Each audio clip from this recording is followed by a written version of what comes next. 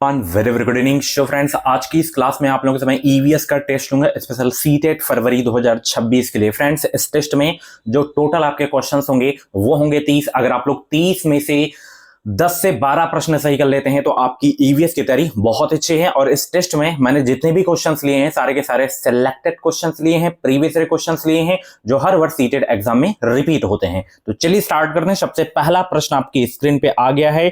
जिस प्रकार बायां दायां सापेक्ष है उसी प्रकार पृथ्वी पर ऊपर नीचे कुछ नहीं होता है, केवल यह सापेक्ष होता है। पृथ्वी गोल है। वास्तव में हम भारत के लोग नीचे दिए गए किस देश के लोगों के सापेक्ष एक दूसरे के उल्टे हो सकते हैं? अल्जीरिया, अर्जेंटीना, अलास्का या लीबिया? बहुत इंपॉर्टेंट क्वेश्चन आपके एग्जाम के लिए। सभी लोग जवाब देने का प्रयास करेंगे। बहुत अच्छे भाई, सभी लोग जवाब देने का प्रयास करेंगे। इसका राइट आंसर क्या हो जाएगा?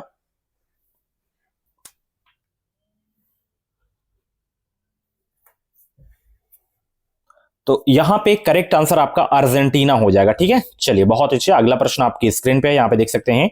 पशुओं के अनियमित व्यवहार के एक आश्चर्यजनक उदाहरण ने जब आदिवासियों को आने वाली आपदा के बारे में संकेत दिए थे, इस दौरान देखा गया था। हिंद महासागर की सुनामी 2004 में जो हुई थी, गुजरात का भूकंप जो 2001 में हुआ था, या कश्मीर की बाढ़, या केदारनाथ का भूस्खलन जो 2013 में हुआ था? बताइए। पशुओं के अनियमित व्यवहार के एक आश्चर्यजनक उदाहरण ने जब आदिवासियों को आने वाली आपदा के बारे में संकेत दिए थे, इस दौरान देखा गया था। गुजरात का भूकंप देखा गया था। ठीक है, क्या देखा गया था बताइए सब लोग? तो हिंद महासागर की सुनामी जो कि 2004 में। ठीक है, पहला ऑप्शन बिल्कुल करेक्ट हो जाएगा। अगला प्रश्न आपकी स्क्रीन पे डियर आ गया है। उष्मा द्वीप क्या है? बताइए, उष्मा द्वीप क्या है? बताएंगे सब लोग, उष्मा द्वीप क्या है? सभी लोग जवाब देने का प्रयास करेंगे। उष्मा द्वीप क्या है?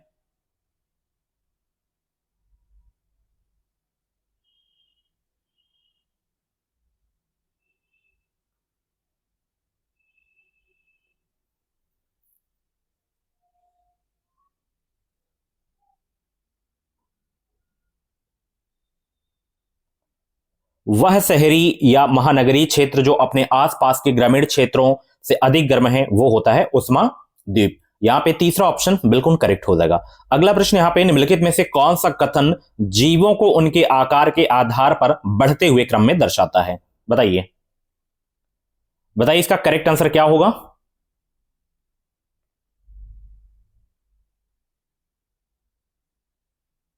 गुड इवनिंग सभी को, गुड इवनिंग। और वीडियो को लाइक शेयर जरूर कर देना, और चैनल पे अगर आप लोग नए हैं तो सब्सक्राइब जरूर कर लेना, ताकि जो भी क्लासेस आए उनका नोटिफिकेशन आपको समय समय से मिलता रहे। मॉर्निंग वाली अगर आप लोग क्लास नहीं देखें तो जाके देख लेना, बहुत ही इंपॉर्टेंट क्लास हुई है।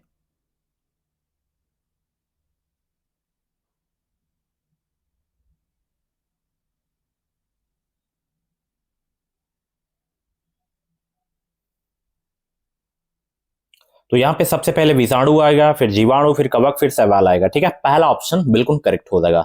अगला प्रश्न यहां पे देख सकते हैं। निम्नलिखित में से कौन सा एक कीट भक्षी पौधा है? बताइए, निम्नलिखित में से कौन सा एक जो है कीट भक्षी पौधा है? अमरबेल पौधा, सहवाग, पिचर पौधा, या कैक्टस?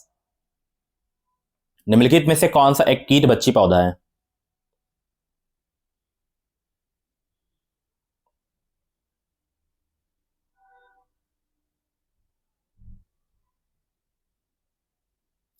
तो वो है पिचर पौधा। इसे नेपोथेंसी भी कहा जाता है। ठीक है, तीसरा ऑप्शन बिल्कुल करेक्ट हो जाएगा। ठीक है, ये चूहों को भी खा जाते हैं, अपने जाल में फंसा लेते हैं। मेढक जो कीड़े होते हैं उनको भी फंसा के अपने जाल में ये खा लेते हैं। कीट बच्ची पौधा के अंतर्गत आएगा पिचर पौधा, जिसे नेपोथेंस के नाम से भी जाना जाता है।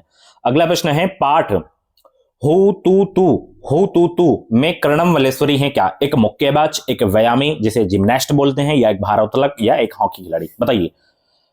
ये एनसीईआरटी में पाठ दिया गया है हु तू, इसमें कर्णम वलेश्वरी का रोल क्या था? सभी को पता है, आंध्र प्रदेश की एक जो है भारोत्तोलक थी। ठीक है, यहाँ पे तीसरा ऑप्शन बिल्कुल करेक्ट हो जाएगा। चलिए अगला प्रश्न आपकी स्क्रीन पे यहाँ पे देख सकते हैं। आप रेलवे स्टेशन पर हैं।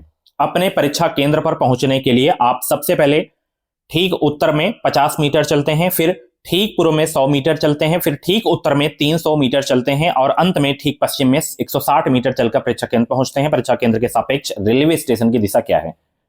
उत्तर पूर्व, पश्चिम पूर्व, दक्षिण पूर्व या दक्षिण पश्चिम? बताइए, फटाफट जवाब दीजिए सब लोग। बहुत ही सरल प्रश्न है।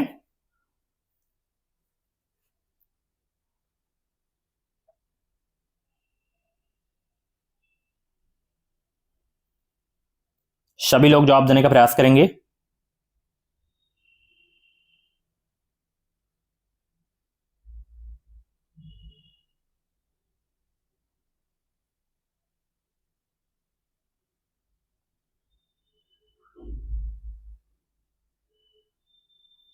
तो यहां पे जो करेक्ट आंसर होगा आपका दक्षिण पूर्व निकल के आएगा। ठीक है, तीसरा ऑप्शन। चलिए अगला प्रश्न यहां पे देख सकते हैं, बाघ के बारे में सभी कथनों को आपको जो है पहचानना है। बताइए, बाघ के बारे में सभी सही तथ्यों को पहचानिए। बाघ की मूछें उन्हें अंधेरे में गति करने तथा शिकार को ढूंढने में मदद करती है। बाघों के कान अलग अलग दिशा में हिल सकते हैं। बाघ की दहाड़ 5 किलोमीटर दूर तक सुनाई देती है। बाघ अपने क्षेत्र को, जो अनेकों किलोमीटर का दायरा होता है, अपने पेशाब से अंकित करता है। बताइए, बाघ के बारे में कौन कौन से तथ्य इसमें सही हैं?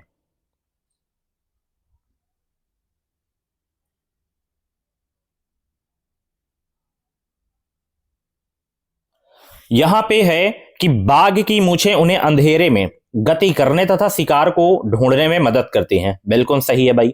बाघों के कान अलग अलग दिशा में हिल सकते हैं, यह भी सही है। बाघ की दहाड़ 5 किलोमीटर दूर तक सुनाई देती है, यह गलत है। बाघ की जो दहाड़ होती है वो 3 किलोमीटर दूर तक सुनाई देती है। बाघ अपने क्षेत्र को, जो अनेकों किलोमीटर का दायरा होता है, अपने पेशाब से अंकित करता है। ठीक है, तो यहाँ पे तीसरा ऑप्शन बिल्कुल करेक्ट हो जाएगा। ठीक है, चलिए अगला प्रश्न। यहां पे गोलकोंडा किले का निर्माण किया गया था हैदराबाद के निजामों द्वारा, मुगलों द्वारा या कुतुब शाही सुल्तानों द्वारा या दिल्ली सल्तनत के शासकों द्वारा? बताइए, करेक्ट आंसर क्या होगा? गोलकुंडा किले का निर्माण किया गया था हैदराबाद में, यह किला। तो गोलकुंडा किले का निर्माण जो किया गया था कुतुब शाही सुल्तानों के द्वारा किया गया था। यहां पे सी ऑप्शन बिल्कुल करेक्ट हो जाएगा। अगला प्रश्न डियर, आपकी स्क्रीन पे निम्नलिखित में से कौन से पशु वस्तुओं को श्वेत श्याम रंग में देख पाते हैं? चमगादड़, उल्लू, काटा चूहा या जो है चूहा, सांप, कुत्ता, बिल्ली, गाय, उल्लू, चमगादड़, सांप, शेर? निम्नलिखित में से कौन से पशु वस्तुओं को श्वेत श्याम रंग में देख पाते हैं?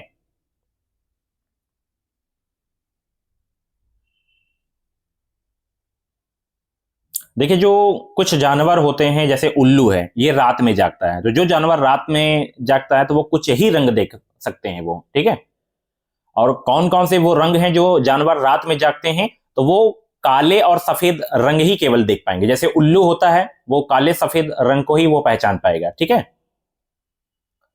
चमगादड़ हो गया, उल्लू हो गया, हाथी हो गया। ठीक है, तो यहां पे आपका जो करेक्ट आंसर होगा पहला वाला बिल्कुल करेक्ट हो जाएगा, चमगादड़, उल्लू, कांटा चूहा। ठीक है, चलिए अगला प्रश्न यहां पे देख सकते हो, मृत एवं सड़े गले पदार्थ से पोषण प्राप्त करने वाले जीव का उदाहरण कौन सा है? घास, कुत्ता, खुमी या कुसकुटा का या अमर बेल?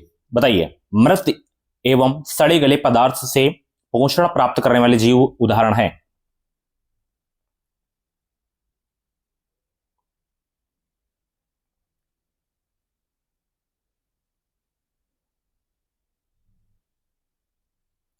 तो यहां पे खुमी हो जाएगा। ठीक है, खुमी। चलिए अगला प्रश्न यहां पे देख सकते हो कि खरीफ की फसलों को वर्षा के मौसम के आरंभ में बोया जाता है तथा इन्हें मानसून की फसल भी कहा जाता है। निम्नलिखित में से कौन सा समूह खरीफ की फसल का उदाहरण है? इसमें बताइए कौन कौन सी फसल है जो खरीफ की फसल का उदाहरण है। चलिए सभी को गुड इवनिंग भाई, वीडियो को लाइक शेयर करते रहें सभी लोग और सब्सक्राइब जरूर कर लेना ताकि जो भी क्लासेस आए उनका नोटिफिकेशन आपको समय समय से मिलता रहे। बताइए इसका करेक्ट आंसर क्या होगा?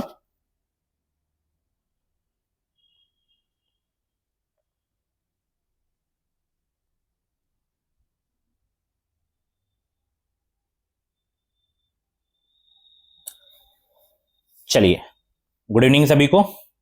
तो यहां पे धान, मक्का, सोरगम, बाजरा, ये सब खरीफ की फसल के उदाहरण हैं। पहला ऑप्शन बिल्कुल करेक्ट हो जाएगा। ठीक है, चलिए अगला प्रश्न यहां पे निम्नलिखित में से कौन सा एक खरीफ फसल नहीं है इसमें? बताइए कौन सी नहीं इसमें? गेहूं नहीं है, रबी की फसल है ये। ठीक है, चौथा ऑप्शन बिल्कुल करेक्ट हो जाएगा। ठीक है, गेहूं, चना, मटर, सरसों, अलसी, ये सब रबी के फसल के उदाहरण है। ठीक है, चलिए ये आ गया ट्रेन वाला प्रश्न। अगला प्रश्न यहां पे देख सकते हैं कि कोई लड़का अहमदाबाद से एर्नाकुलम जाने के लिए 7 सितंबर 2022 को ट्रेन में सवार हुआ। ट्रेन अहमदाबाद से 21:45 पर चली और 9 सितंबर 2022 को 9:15 बजे एर्नाकुलम पहुंची। यदि इस समय अंतराल में ट्रेन 2055 किलोमीटर चली तो ट्रेन की औसत चाल आपको पता करना है। बताइए औसत चाल क्या है।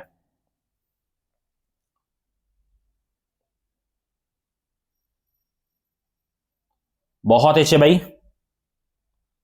बताएंगे ट्रेन की औसत चाल क्या होगी। और भी क्लासेस आपको प्लेलिस्ट में मिल जाएंगे, तो एक बार प्लेलिस्ट आप चेक कर लेना।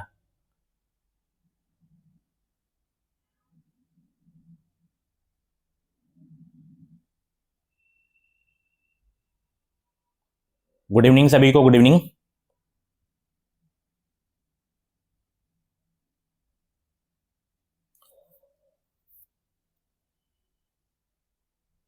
तो देखिए यहां पे 7 सितंबर 2022 को ट्रेन चली और 9 सितंबर 2022 को ये 9 बजे पहुंची। ठीक है, सबसे पहले पता करना है कि ट्रेन कितने घंटे भाई चली। तो यहां पे 24 घंटे, 24 घंटे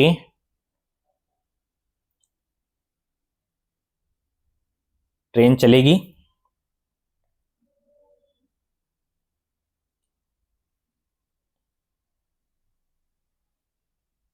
सबसे पहले यहां पे दूरी देख लीजिए, 2055 किलोमीटर। ठीक है, उसके बाद ट्रेन जो चली थी लगभग 35.5 घंटा। ठीक है, तो हम इसको जो है 71/2 भी लिख देंगे। इसको जब आप डिवाइड करेंगे तो यहाँ पे 57.8 निकल के आएगा, 57.8 किलोमीटर प्रति घंटा। ठीक है, ये वाला तीसरा ऑप्शन बिल्कुल करेक्ट होगा। अगला प्रश्न यहाँ पे देख सकते हैं, निम्नलिखित में से कौन सा पशुओं के सोने का सही समय है। बताइए, बिल्ली क्या 10 घंटे सोती है, अजगर क्या 12 घंटे सोता है, गाय 4 घंटे सोती है, जिराफ 6 घंटे। बताइए कौन सा इसमें जो है पशुओं के सोने का सही समय इसमें।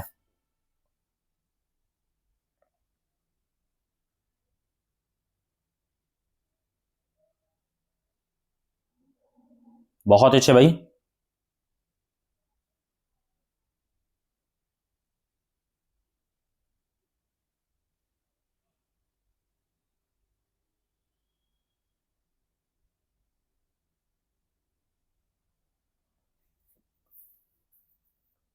देखिए गाय जो होती है वो 4 घंटे सोती है, सभी को पता है।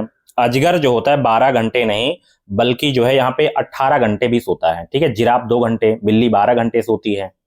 ठीक है, बिल्ली एग्जैक्ट जो है 12 घंटे मान के चलिए, इतने घंटे सोती है। और जिराफ यहाँ पे मैंने आपको बता दिया 2 घंटे।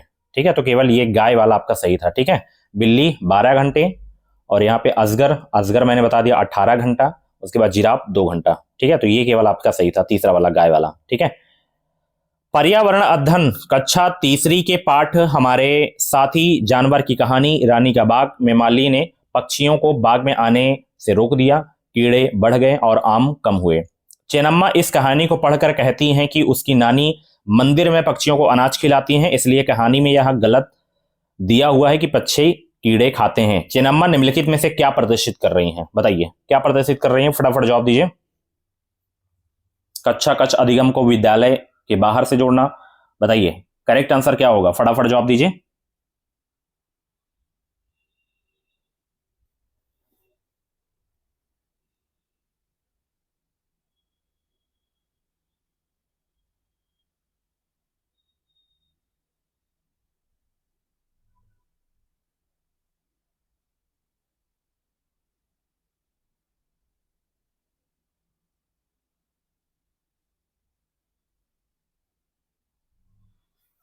सभी लोग जवाब देने का प्रयास करेंगे, इसका करेक्ट आंसर क्या होगा।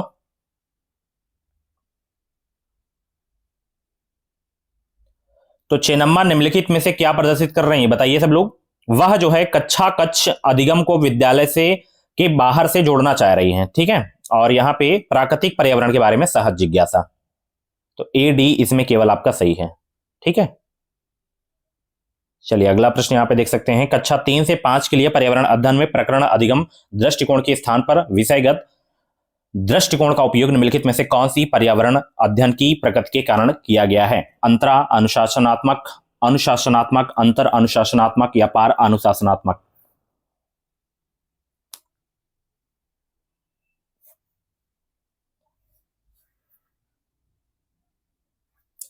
अंतर अनुशासनात्मक हो जाएगा तीसरा ऑप्शन। ठीक है, चलिए अगला प्रश्न यहां पे देखिए, योगात्मक आकलन विद्यार्थियों की प्रगति का निरंतर अन्वेषण है, या जो है शिक्षण अधिगम में परिवर्तन करने हैं तो प्रतिपुष्टि मुहैया करने के लिए होता है, या विद्यार्थियों को पास अथवा फेल करने के लिए मार्गदर्शन माना जाता है, या विद्यार्थियों के अधिगम में कमी की पहचान करने में तथा उन्हें ठीक करने के लिए होता है? बताइए।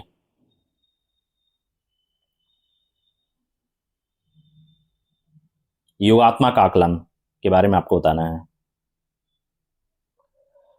योगात्मक आकलन विद्यार्थियों को पास अथवा फेल करने के लिए मार्गदर्शन माना जाता है। ठीक है, अगला प्रश्न यहां पे देख सकते हो भाई, पर्यावरण अध्ययन कक्षा 5 की कहानी सपेरों की पाठ में सपेरे जंगल से जड़ी बूटी इकट्ठी करते हैं और उनसे दवाइयां बनाते हैं। वे सूखी लौकी से बनाई जाने वाली बीन बजाते हैं।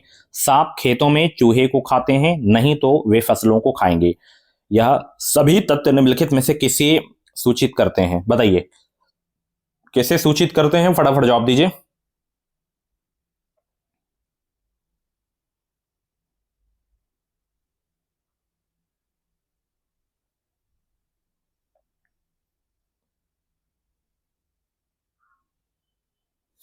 ये जो है पौधों, मनुष्य और जानवरों के अंतर संबंध को सूचित करते हैं। पौधों, मनुष्य और जानवरों की अन्योन्य श्रैयता को जो है सूचित करते हैं, और पौधों जो है मनुष्य और जानवरों की परस्परता निर्भरता। ए बी सी आपका।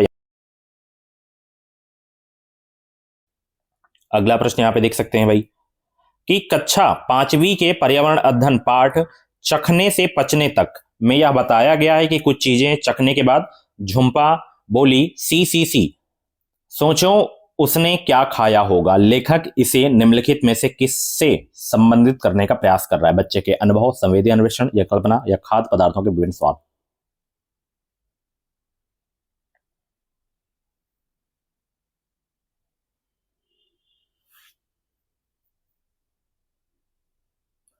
लेखक इसे बच्चे के अनुभव से संबंधित करने का प्रयास कर रहा है। ठीक है, पहला ऑप्शन यहां पे आपका बिल्कुल भाई करेक्ट हो जाएगा। ठीक है, चलिए अगला प्रश्न यहां पे, पर्यावरण अध्ययन में क्रियाकलाप पद्धति संबंधित है किससे? अमूर्त प्रत्ययों को कंठस्थ करने से, विद्यार्थियों के अधिगम के सभी तीनों आयामों को शामिल करने से, संवेदी गामक अनुभवों द्वारा प्रत्ययों को समझने से, या शिक्षण के लिए विषय वस्तु पर आधारित पद्धति के प्रयोग से? बताइए, पर्यावरण अध्ययन में क्रियाकलाप पद्धति संबंधित किससे?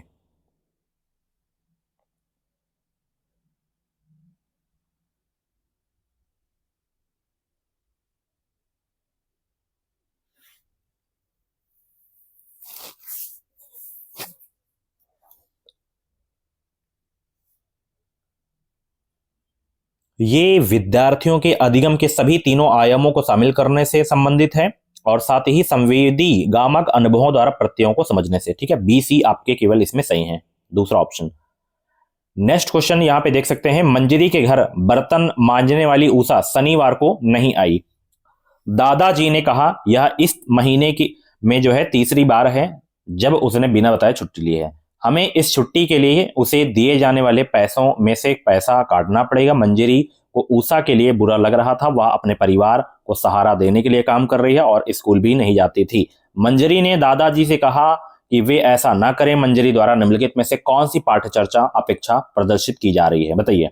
नजदीकी पर्यावरण के बारे में जागरूकता, नजदीकी पर्यावरण में मानव संसाधन के प्रति संवेदनशीलता का विकास, या न्याय और मानवीय गरिमा के सम्मान से संबंधित मुद्दा उठाना, या नजदीकी परिवेश के साथ अंतःक्रिया द्वारा अवलोकन कौशल का विकास? फटाफट जवाब देने का प्रयास करेंगे।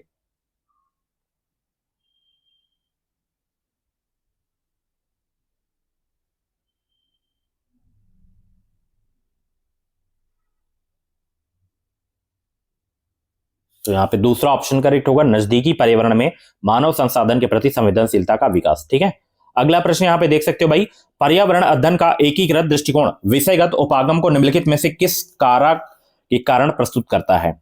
एक जुड़ी हुई और परस्पर संबंधित समझ के लिए, बालक के व्यक्तिगत के विकास के लिए, विषयों की पारंपरिक सीमाओं के परे जाने के लिए या बालक के चिंतन कौशलों को प्रारंभ करने के लिए? फटाफट जवाब देंगे सब लोग।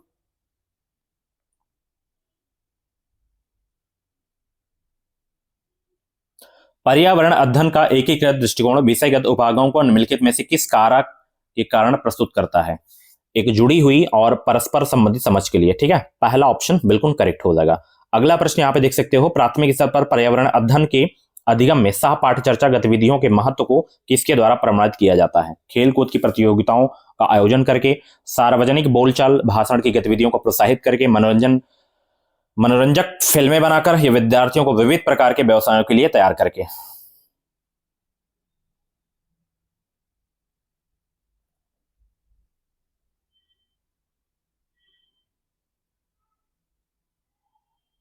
बताएंगे सब लोग करेक्ट आंसर क्या होगा इसका?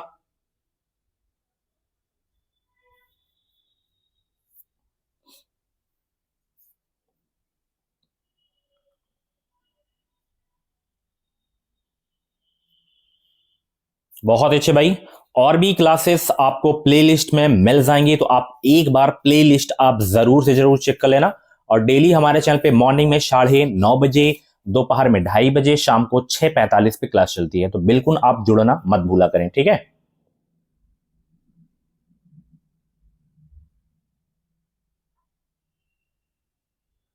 बताएंगे सब लोग इसका करेक्ट आंसर क्या होगा?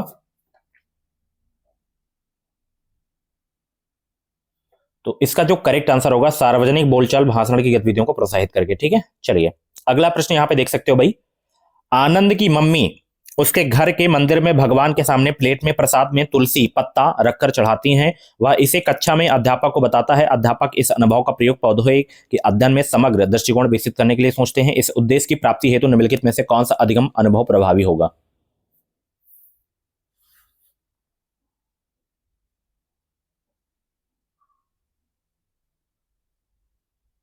बताएंगे सब लोग करेक्ट आंसर क्या होगा?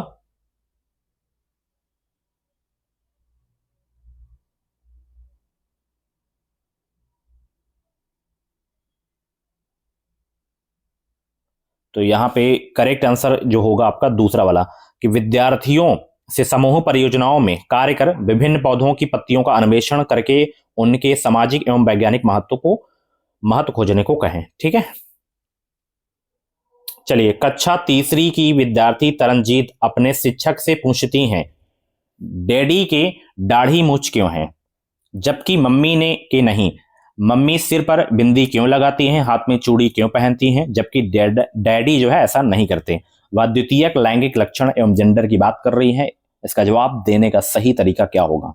कि यह उम्र इस तरह के जटिल विषयों पर बात करने की नहीं है, या विद्यार्थियों को विभिन्न जानवरों के नर व मादा अलग कैसे दिखते हैं, व घर पर नर व मादा जेंडर की विभिन्न भूमिकाओं पर परियोजना दें, या द्वितीयक लैंगिक लक्षणों एवं जेंडर भूमिकाओं पर वीडियो प्रस्तुतिकरण करें, या विद्यार्थियों को समझाना कि जेंडर एक सामाजिक निर्मित है जबकि लिंग जो है जैविकी अवधारणा है।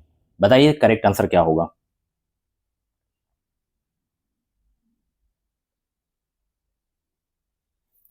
फटाफट जवाब देने का प्रयास करेंगे सब लोग।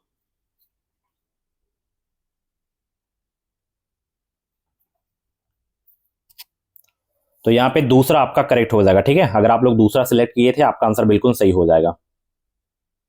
अगला प्रश्न, प्राथमिक स्तर के बच्चों को भोजन का थीम पढ़ाने के लिए यात्रा का भ्रमण का उपयोग किया जा सकता है, क्योंकि यह उन्हें खाद्य पदार्थों को उगाने की विभिन्न विधियों का अवलोकन करने के लिए प्रोत्साहित करता है। उन्हें अपनी एकरस दिनचर्या से छूट मिल सकती है तथा वे आनंद मना सकते हैं। वे संतुलित आहार की भूमिका को समझ सकते हैं, या उन्हें प्रश्नों को नोट कर लेना चाहिए तथा घर वापस लौटने के बाद अपने माता पिता से पूछना चाहिए। बताइए, प्राथमिक स्तर के बच्चों को भोजन व थीम पढ़ाने के लिए यात्रा या भ्रमण का उपयोग किया जा सकता है, क्योंकि जो है यह उन्हें खाद्य पदार्थों को उगाने की विभिन्न विधियों का अवलोकन करने के लिए प्रोत्साहित करता है। ठीक है, सारी चीजें देखते हैं। पहला ऑप्शन बिल्कुल करेक्ट हो जाएगा। चलिए इसका जवाब दीजिए। गुलफाम कक्षा में सलाद निर्माण गतिविधियों में भाग ले रहा था। प्याज काटते समय उसे महसूस हुआ कि उसकी आंख में से पानी आ रहा है।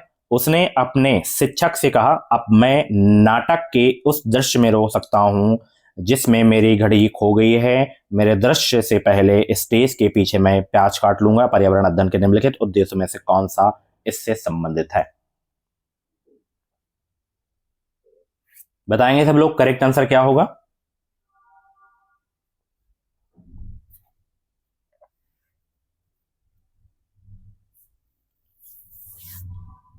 यहां पे दूसरा करेक्ट आंसर होगा अवलोकन एवं निष्कर्ष द्वारा मनोगत्यात्मक कौशलों का अर्जन। ठीक है, अगला प्रश्न यहां पे देख सकते हैं। गीतिका क्या है? गीतिका ने उसके पापा से पूछा, आप दादी को मां क्यों कहते हो? जबकि पड़ोस की आंटी उन्हें आंटी कहती हैं, रिक्शे वाले उन्हें मौसी कहता है, जबकि सब्जी वाले उन्हें ताई कहता है।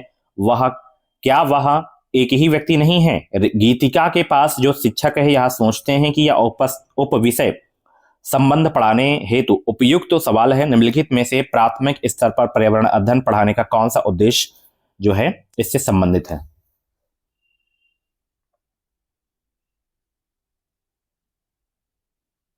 तो यहां पे दूसरा करेक्ट होगा जीवंत अनुभवों और जीवन के सामाजिक पक्ष से उपजी जो है समझ का विकास। दूसरा करेक्ट हो जाएगा। नेक्स्ट क्वेश्चन जो कि लास्ट क्वेश्चन है, आप लोगों के लिए होमवर्क है, जो भी इसका करेक्ट आंसर हो आप इसका जो है जवाब जरूर देना। बिल्कुल सरल प्रश्न है भाई, इसका जवाब आप जरूर से जरूर देना। ठीक है, अगर आपके कमेंट को मैं लाइक कर दिया तो आपका आंसर सही होगा। ठीक है, तो ये लास्ट क्वेश्चन था, होमवर्क है आप लोगों के लिए। ठीक है, तो चलिए मिलते हैं अगली क्लास में।